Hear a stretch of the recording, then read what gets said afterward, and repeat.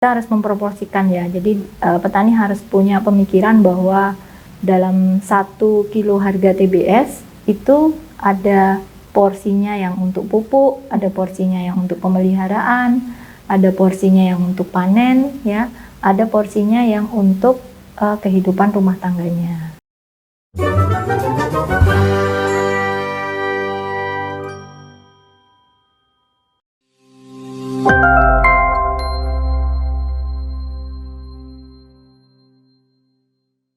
Assalamualaikum warahmatullahi wabarakatuh. Bertemu lagi dengan saya Sahnas Desta Oktarina dalam acara BTS, Bincang Tentang Sawit. Nah, dalam kesempatan kali ini saya tidak sendiri Sobat Sawit. Saya bersama Ibu Ratnawati Nurhoiri, salah satu expert di Pusat Penelitian Kelapa Sawit, yang mana pada kesempatan kali ini kita akan membahas tentang manajemen keuangan pekebun. Nah, Bu Ratna, ini kan permasalahan manajemen keuangan pekebun itu sangat klasik ya Bu ya. Biasanya tuh apa aja sih Bu masalahnya? Ya, kalau pekebun ya, pekebun rakyat itu biasanya dalam manage keuangan itu dia masih pola pikirnya tuh masih jangka pendek. Jadinya di saat pendapatan tinggi ya dihabiskan semua, tapi kebingungan di saat harga rendah. Nah ini masalah klasiknya itu seperti itu. Jadi mereka tidak ada menabung atau memanage ini uangnya disisihkan untuk apa. Jadi masih jangka pendek banget. Nah ini yang biasanya mereka kesusahan untuk mengelola manajemen keuangannya dengan baik. Nah, tapi kalau misalkan kita melihat dari manajemen keuangannya ya Bu ya, sebenarnya proporsi yang ideal itu seperti apa sih Bu ketika misalkan petani mendapatkan pendapatannya terus mau memelihara kebunnya, berapa persen untuk pupuk, berapa persen untuk yang lain, itu bagaimana Bu?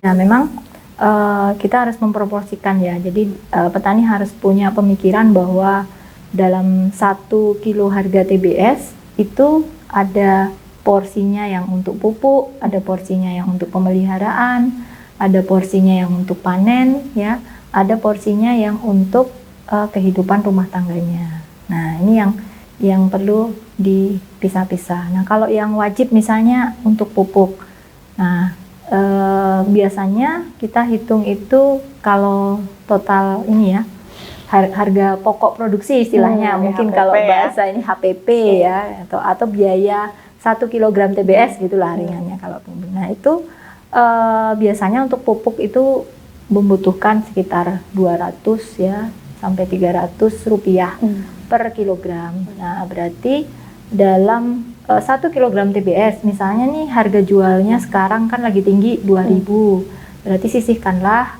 300 rupiah untuk pupuk. Nah terus untuk pemeliharaan, nah pemeliharaan itu sebenarnya sekitar, kalau kebun ya, kebun itu kan 2 juta ya, 2-3 juta untuk biaya pemeliharaan per tahun per hektar. Kalau kita bagilah misalnya dia bisa 20 ton atau 18 ton, nah berarti kan kisarannya biaya pemeliharaannya itu adalah di sekitar anggaplah 200-an rupiah kurang lebih ya, 150-200 rupiah per kilogram TBS. Nah itu kita sisihkan lagi ya. Tadi yang pupuknya tuh 300, misalnya pemeliharaan itu 200, berarti 500 kita sisihkan. Kalau kita terima uang 2.000 ya, berarti 500 kita sisihkan, ada 1.500. Nah 1.500 tuh untuk apa gitu kan, gitu ya. Betul. Anggaplah ini harga 2.000. Nah sekarang itu keluarga kecil nih misalnya punya 2 anak, apa kebutuhan hidupnya sehari-hari dalam 1 bulan tuh butuh berapa? Misalnya butuhnya tuh 3 juta ya kan, kemudian dia punya lahan tuh 2 hektar, jadi kalau misalnya dia dengan 2.000 ya, kalau 3 hektar dapat 3 ton misalnya 1 bulan ya, itu berarti berapa yang diambil ya kan. Kalau misalnya tadi masih tersisa 1.500 ya kan, 1.500 kali 3 ton ya, berapa itu? Berarti 45. Ya sekitar 4,5 juta dia dapat. Nah 4,5 juta itu untuk biaya hidupnya berapa minimalnya ya. Misalnya saya butuhnya itu 4 juta gitu kan untuk hidup. Kita ambillah itu proporsinya 4 juta. Jadi masih ada saving 500 lagi. Nah, 500 saving itu di luar untuk yang pupuk dan pemeliharaan, karena sudah ada tadi kita sisihkan lagi dari awal 500 kali 3 ton kan, berarti sekitar 1,5 juta. Berarti per bulan 1,5 juta untuk biaya pupuk dan pemeliharaan. Nah, kalau kita misalnya peliharanya itu tenaga kita kerja sendiri, tadi kan dari 1,5 ya, itu kan dibagi lagi tuh, dibagi pupuk dan ini. Nah, pupuk berarti kan 300, berarti sekitar 900.000.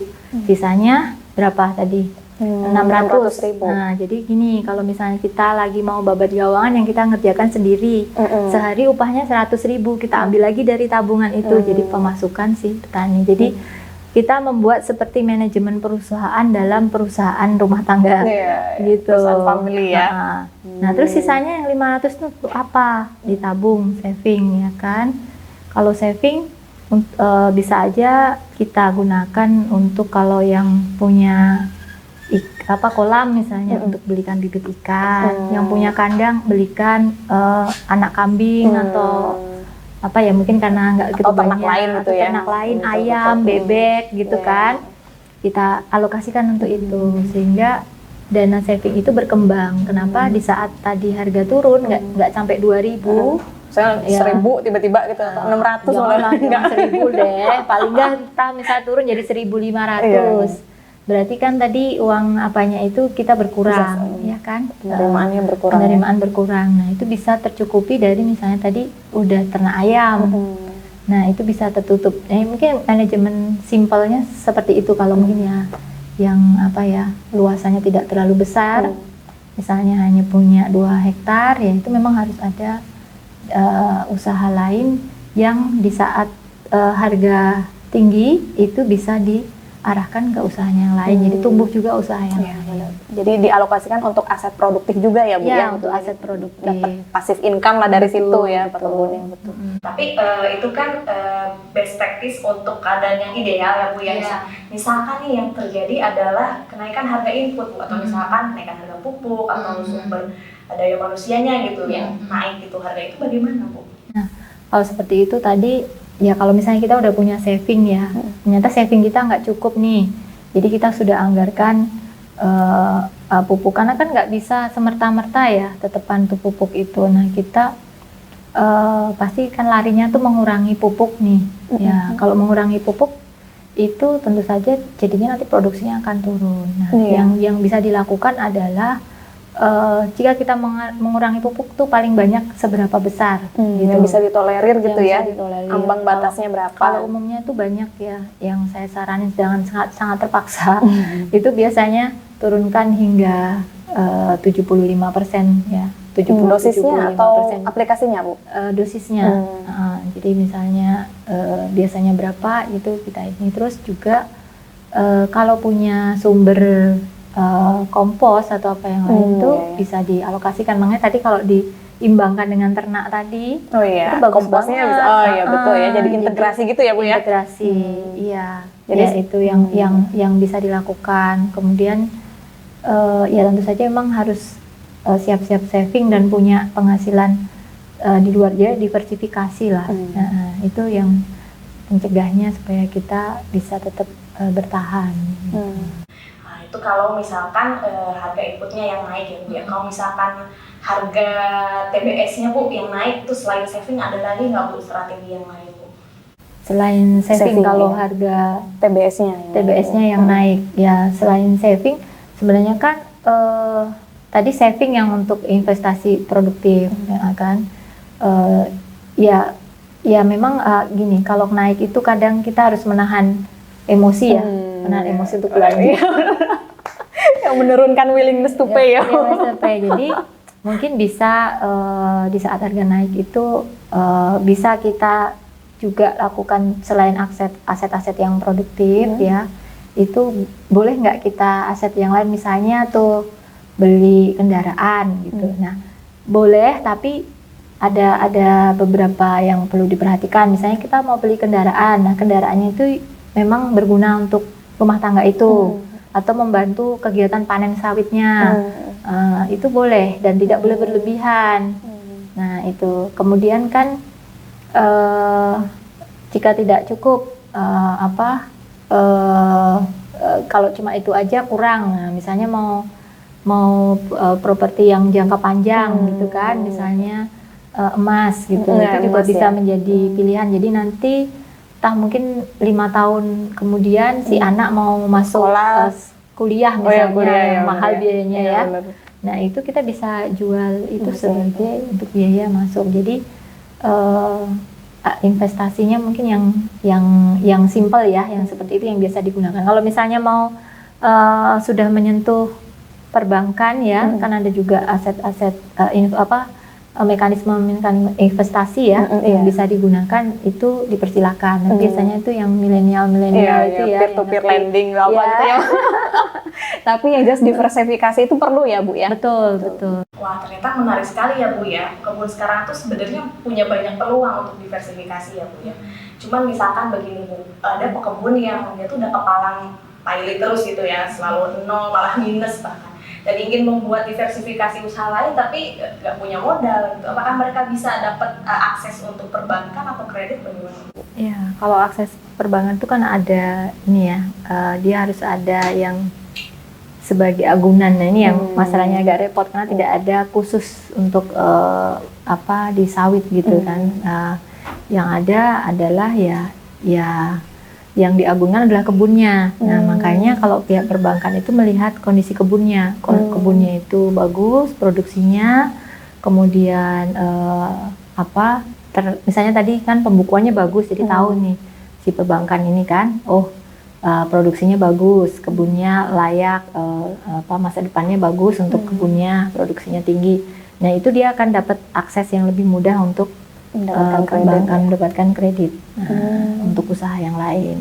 Biasanya seperti itu. Jadi nanti kredit mikro ya, lebih ke ini. Apalagi nanti banyak sekarang ada UMKM, itu bisa dimanfaatkan. Berarti tetap ya Bu ya, meskipun nanti kita mau banting setir usaha yang lain, tetap juga kebunnya sendiri harus diurus gitu ya Bu ya. Selain itu juga harus punya skill manajerial dan pembukuan juga gitu, karena untuk meyakinkan perbankan bahwa kebun mereka tuh layak gitu untuk dijadikan agunan gitu ya Bu ya. Iya, betul. Oke. Ternyata menarik ya Sobat BTS, bagaimana manajemen keuangan bagi pekebun itu seperti yang sudah dijelaskan oleh Bu Ratna. Mari kita kembalikan lagi ke Bu Ratna ya.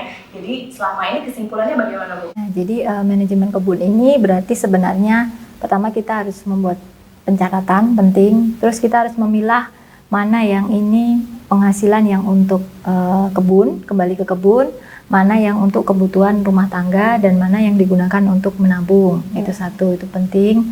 Terus yang kedua, kita juga harus melakukan diversifikasi atau punya usaha yang lain ya. Jadi dari hasil kebunnya itu dikembangkan untuk aset-aset yang produktif. Seperti itu. Dan yang terakhir ya tentu saja saving tadi untuk mengatur manajemen risiko, di mana kita menghadapi kenaikan harga input ya, seperti harga pupuk ataupun penurunan harga outputnya. Dan yang terakhir adalah jika ingin mendapatkan tadi akses kredit ya berarti kita juga harus mampu mempunyai manajemen yang bagus ya. Jadi menjadi pihak perbankan itu percaya karena kita punya kebun yang prospektif gitu dalam sisi produksi gitu. Mungkin itu ya. Sekali. Terima kasih banyak Ibu Ratna sudah bersama kami menjelaskan tentang manajemen keuangan pekebun. Nah Sobat BTS, mohon maaf karena kita sekarang udah ada di penghujung acara. Sampai jumpa lagi di acara BTS selanjutnya dan Assalamualaikum warahmatullahi wabarakatuh.